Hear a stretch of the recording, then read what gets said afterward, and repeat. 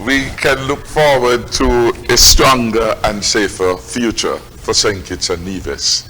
We certainly are committed to that. And during the course of the 17 or 18-day campaign, we outline our vision for St. Kitts and Nevis progressing. One of our strategic action would be to harness the resources of St. Kitts and Nevis so that more of our people can benefit and can advance themselves. We are particularly mindful that we have a large group of young people. Indeed, about 65% of the population is under 35. And we want to harness the talents of our young people towards the onerous task of building a successful nation. In that regard, we have introduced, and it is now going to be built out over the next couple of months, a Ministry of Entertainment, Talent Development and Entrepreneurship, because we believe that it is across those three interrelated areas that our young people must find their niche. We marvel that we launch a virtual campaign, as it were, out of the blue. And it was the young, talented folks across some 4 entities, led by Open Interactive, Stacia Williams, and his own group of young people, funds and others, who came together and put what has been the most successful virtual campaign anywhere around the world together, and delivered and played a part in a landslide victory for the Team Unity administration. As a debt of gratitude, we engage in discussion with those dynamic people, and the idea that we need better coordination, better assistance to the young, talented artists who were on display during those 17-day period of the campaign. We want them to have more support, and the new ministry which we are building out will cater for that. The issues of studios and other supports, all those are going to be harnessed. The issue of guidance and mentorship for people who want to get involved in business. A lot of time we have young people come, I want to do this, I want to do that. And it's almost the same thing that Peter is doing, that Mary is doing, that Jane is doing. And the ideas are not sufficiently new and varied to allow for successful engagement in that. And so part of the role of this ministry will be to help people with ideas find a genuine niche in the marketplace. And this is what is being required in St. Kitts and Nevis. So everyone doesn't need to get involved in a supermarket to do rice and chicken and so on. You have to have something now unique. What it is going to be different about my operation that will allow me to make a living from it and to sustain it, because these are critical issues, and these are some of the issues when people submit proposal for financing. They are not able to succeed because the market is too filled, already saturated with similar entities, and therefore the viability of the business cannot be, as it were, be proven for those who have to put up other people's money. So that is going to be a very supportive ministry that is going to be there for our young people. I think that the country as a whole could look forward to a more dynamic agricultural sector. We have started doing that. We have made available significant quantity. I think we have identified 135 acres of land, which is a large quantity of land in the context of additional resources being put in the agricultural sector, particularly if we marry the land with the technology, the shade houses, the greenhouses, hydroponics, and all those other things. Then we can get agriculture to a stage where food security is real. We can get more fresh fish, more preserved fish, more fruits, more vegetables, etc., so that we are not vulnerable to any development happening abroad containing our ability to exist and to eat. We have to develop our poultry. We have done very well in terms of egg production, but in terms of a quality meat product, chicken, and all those other areas, we have difficulties. And in the next term, we want to devote attention in these particular areas. I've said to the Agriculture Department, and the new Minister of Agriculture will perhaps help in this, that what we want is to allow the farmers and fishers to do what they do best, farming. Somebody else must take charge of the marketing efforts, because it grieves my heart to hear the farmers say, well, we have all these potatoes, we have all these onions, but we can't get them sold. So issues of storage and preservation of these products over a prolonged period, from plenty to its diminution, which allow for the sale, those are going to become critical. We have to have a fresh engagement with every entity within the hospitality and the tourism sector. The restaurants, the hotels, they must support local product and local produce. And we have to drive that in.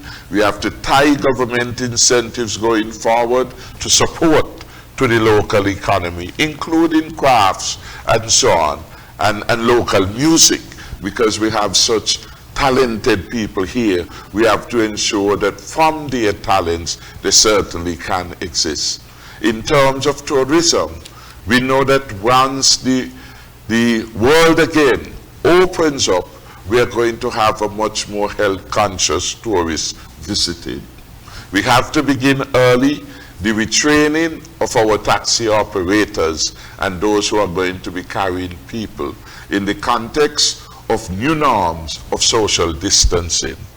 So instead of carrying 4 in your vehicle, you have to carry 2. What are the kind of conversations you expect that a visitor will engage a taxi operator?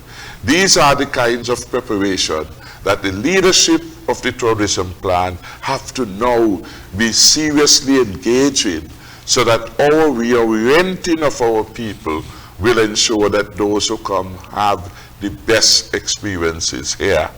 We have to ensure that all of our restaurants, all of our service providers are very conscious of the new realities and the new norms of the traveler, and of course even for us who are being here. Because unless we are committed to do it for ourselves, we are not going to be able to do it in a sustained way for the stranger. You can't just decorate your house for the visitor. You have to decorate the house for yourself. And that is how we have to look at these things as we move forward. So we are looking at a new vibrant kind of tourism with new product offerings. We are looking at again how we can bring back more of our heritage tourism into play as we add to safe areas in which visitors can be engaged, because safety is going to become much more prominent in the new engagements necessary for tourism. We have to look again at skill sets, even in our hotels. Those that are serious about the service, they're going to have on board full-time nurses and doctors and call. They're going to have to reserve particular areas in the odd event somebody falls sick. How are you going to provide quarantine and other support? So there's a whole lot of issues now that confront us, and we want to be out front with respect to training and awareness, just as we had a head start as a result of the fantastic work of Dr. Laws and Dr. Wilkerson in preparing and training people in going out to the workplaces and sensitizing persons with regard to COVID-19, so that when it came, our people were able to adjust. Not all at once, because it is a new learning and mistakes will be made and have been made, but the country as a whole has done a very fantastic job. Hence we are at the best place to be. No deaths, no admissions, and all who had tested positive have been recovered nicely. Going forward, we are going to invest in a quarantine facility. Because clearly, even with the discussions we have had tonight, we now know that that is a significant lack for any country, because we cannot rely over any long period of time on the honor system, which is what the home quarantine turned out to be. You were relying on people to be sensitive to the fact that there was a significant threat and that they would behave themselves well. They will stay at home. They will not invite over friends, and so on and so on. And we saw in several instances that did not work. And therefore, the experience has taught us that you have to have a place where you can put them compulsorily. And that place has to be managed by state official. It has to have the relevant amount of security people to keep peace and to ensure that those who should be in are in fact in, and no visitors are allowed. And the country found itself without that. We therefore had to engage in significant expenditure using hotel facilities in order to hold persons, which was a requirement, in quarantine and in isolation for extended period of time, 14-day window.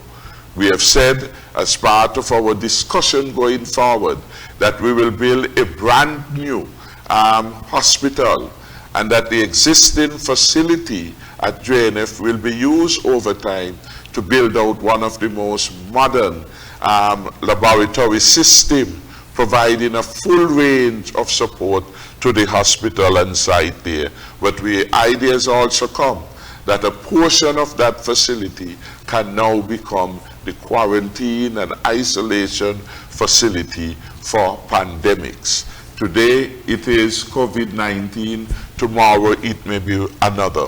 And that is why the National Security Advisor identified pandemics as a threat. Before COVID-19, we had others. We had what were they called? With dengue, malaria, and all of those, chikungunya and all of that. Luckily, none of them, I think, impacted us with the same kind of fear and other ill effects as the COVID-19 posed for our own way of life. And so we have to prepare for that. And I think that one missing link in our response was the absence of quarantine. Going forward, we are going to correct that. And so our health system coming out of COVID-19, thankfully, is at the best it has been. And that has been remarkable. We now have more ventilators. We now have all the other important assets that our health facilities should have, both at all our hospitals and at specialized centers. We have an adequate supply now of ambulances. We brought in 2, maybe 3 weeks ago or thereabout. So our country is at its best asset response level with respect to the health situation in the country. We have to improve, of course, on the human resource capabilities. We have to improve, of course, on the quality of service. But all of these things have been moving in the right direction. And with the kind of energy and leadership we have had from Dr. Wilkerson and Dr. Laws, we know that that is going to be contagious in terms of the beneficial effects in the health sector. So I have a very optimistic view of the safer and stronger future. Tonight we focus largely on the safety and public security aspect of that. And some persons have asked, where are some of the other leaders of the health sector? For example, the Colonel Comrie of the Defense Force. We could also add Mrs. Hughes from the Immigration Department. We could add Terence James from Her Majesty's Prison Service. Clearly all could not be here given all the requirements of social distancing.